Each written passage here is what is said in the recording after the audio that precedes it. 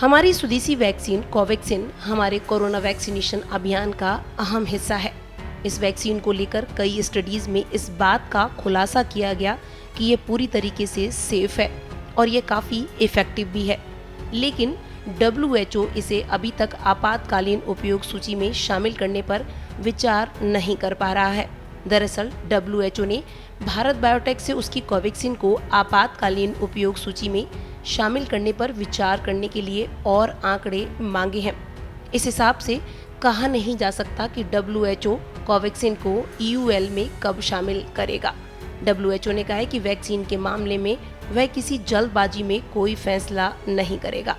WHO ने इस मामले में एक ट्वीट कर लिखा, हम जानते हैं कि बहुत से लोग कोविड-19 आपातकालीन उपयोग सूची में कोवैक्सीन के शामिल होने के वास्ते WHO की सिफारिश की प्रतीक्षा कर रहे हैं, लेकिन हम हड़बड़ी में ऐसा नहीं कर सकते।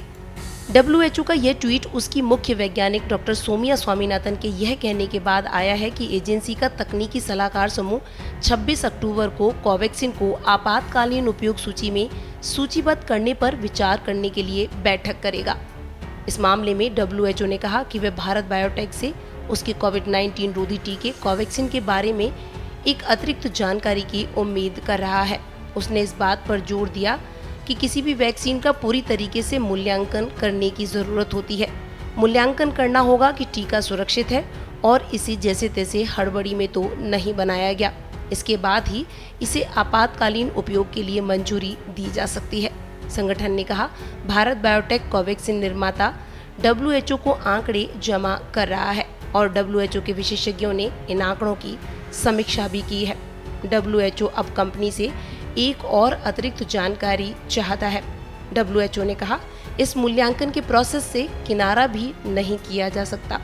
WHO के मुताबिक किसी भी वैक्सीन को मंजूरी देने की प्रक्रिया की रफ्तार वैक्सीन को बनाने वाली कंपनी की ओर से मुहैया करवाने वाले डेटा की रफ्तार पर निर्भर होती है। जितनी जल्दी वैक्सीन के डेटा से जुड़ी सभी जानकारियां और सभी सवालों के जवाब मिल जाते हैं, उतनी जल्दी मंजूरी देने की प्रक्रिया भी हो जाती है। आपको बता दें कि भारत बायोटेक ने कहा था कि कोवैक्सीन के आपात इस्तेमाल को सूचीबद्ध करने के लिए WHO को इससे संबंधित सभी डेटा दे दिए गए हैं और वह वैश्विक स्वास्थ्य निगरानी संस्थान से जवाब के इंतजार में है।